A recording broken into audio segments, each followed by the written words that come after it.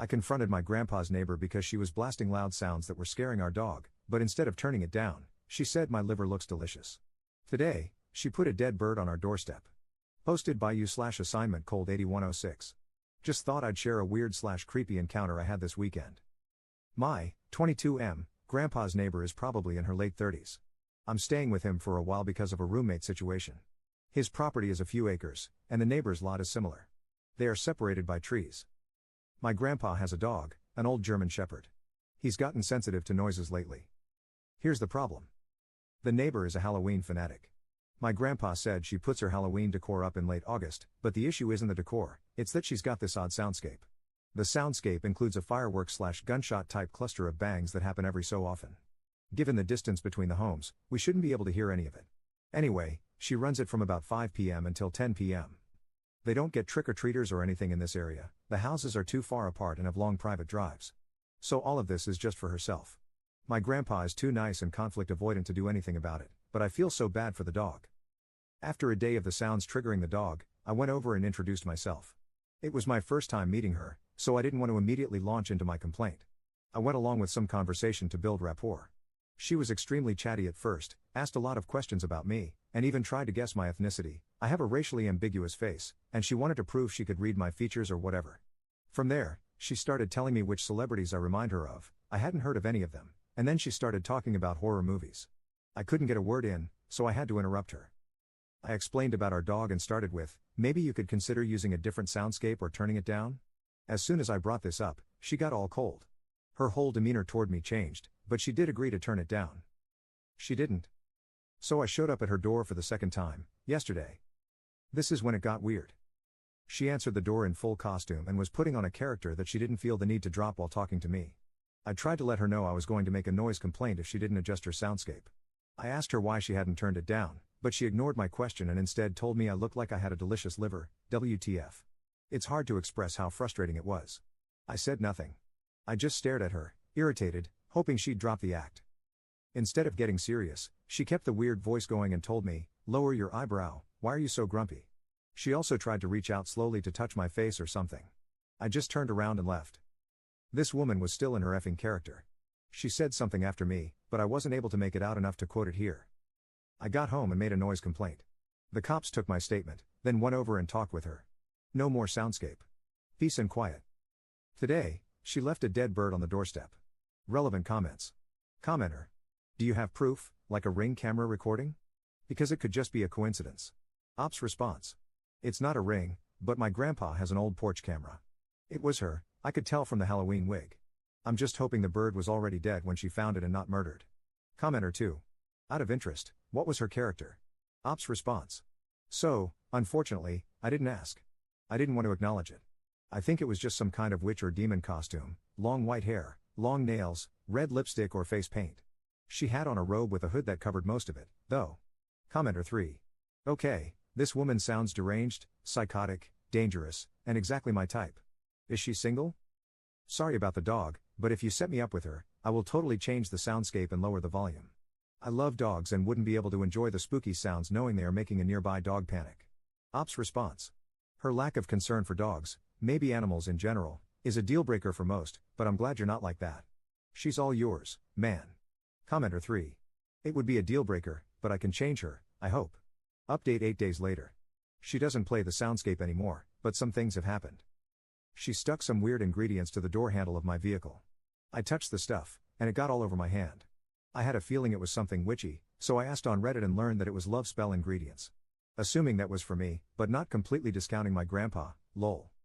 A few days after she left me the bird, she turned the soundscape on just as I was passing her house during my run. From the way she timed it, turning it off when I had reached my grandpa's house, it was deliberate. I found it amusing because it was kind of clever. She wrote a note to me in my grandpa's native language, which is Korean. It's basically a copy of the phrase, if you gaze long into an abyss, the abyss gazes also into you. WTF. The dog is safe, and nothing has happened to him. I have already mentioned this, but there is a police report/case number assigned to this incident, and I taught my grandpa what number to call so he can continue reporting other events if they happen, to add to the paper trail. He has working security cameras on his front and back porch that are fairly decent. This is not my permanent residence, but I'm sure he will be fine. Relevant comments. Commenter. Okay, This is creepy AF. A dead bird I can handle. Creepy Korean notes with cringe Nietzsche quotes? Pants crappingly terrifying. My offer's off the table, sorry. Ops response. You're the guy who wants to date my neighbor, right? Commenter. Lol, I was until I read the part about the note she left in Korean. I'm out. If I were you, I'd get a protective order ASAP. Second update 13 days later. A few people reached out to see if anything happened on Halloween. I was going to wait to provide an update until there was a conclusion, but I'm not sure when that might be. To avoid spamming, I won't be making any other updates until this matter is resolved. To answer the question I received the most, I wasn't at my grandpa's place on Halloween or the following day, but he told me he saw the neighbor in the woods by his property line. She was wearing a costume, something resembling the girl from The Ring. He said he noticed her standing there, facing the house, in the middle of the day on Halloween, but other than that, nothing happened. I was here on Saturday, and that's when she threw a party. It was raining, but you could hear the bass from her music, and there were cars in her driveway. Around 10 p.m., the doorbell rang, and when I answered, it was her, looking just like my grandpa had described, same costume. I couldn't see her face that well through all the hair, but I recognized her voice. She seemed panicked and was speaking so fast I couldn't make out everything she was saying, but the gist of it was that she needed help and wanted me to call an ambulance. Before I could process what was happening or even say anything, she hugged me. It wasn't really a normal hug, but I don't know how else to describe it. Currently, I have an arm sling for an injury, so when she slammed into me, that arm got sandwiched between us, and the sudden pain made me tense up and freeze. I genuinely thought she was in distress and believed her because it seemed different from the time she was acting like some character. I think I said something like, "It's okay, I'll help you," in an attempt to reassure her, and with my free hand, I tried to push her head away.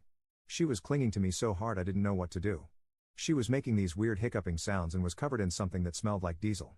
The party was still going, so I just assumed it had something to do with that. Maybe she was intoxicated or under the influence of something. I told her I needed to get my phone so I could make the call. I asked her some questions, but she didn't answer.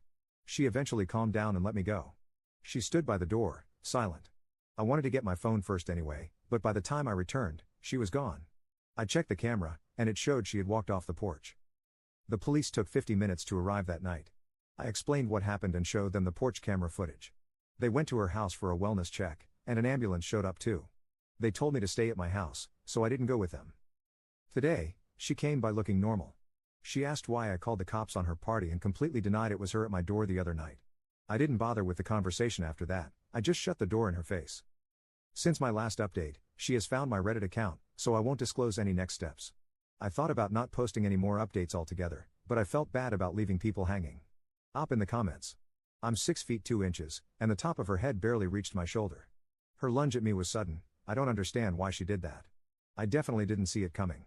I was straining to listen to what she was saying because she was talking so fast and at a low volume. It was raining really hard, and I couldn't see her face, which might have helped me hear her better, if that makes sense. In the middle of whatever she was saying, she hugged me.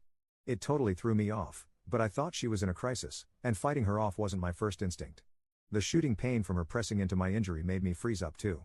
All of this happened really fast, and I didn't have time to process anything. When I write it out, it seems like there was time, but there wasn't. In hindsight, the more I think back to how she behaved, she was in character and definitely doing her acting thing all over again. I feel so stupid for falling for whatever that was because I immediately focused on helping. Third update 3 months later. This will be my final update. I'll get the sad part over with first. My grandpa's dog died, from old age, at the end of last year. I was with him when it happened. It was something we were anticipating, so I don't suspect the neighbor at all. My grandpa was devastated though, because they were both old guys together. But he also never went anywhere because of his dog. After the dog died, I convinced my grandpa to go visit my parents with me. TLDR, I, finally, have been granted a protection order, specifically, a court-ordered one, which is why I held off on my update. It was a frustrating experience and more complicated because it involved a neighbor. Additionally, they initially didn't see a significant risk factor. I ended up moving, which I believe helped the process. There has been no contact from her since the order. Some things that happen between updates. 1. There's a homeless guy who has a dog. He's always at this gas station I go to. I decided to find him and donate the jacket our dog used to wear. It was a really nice one from Carhartt. I gave him the jacket, then went inside. When I came out, he told me someone was touching my motorcycle.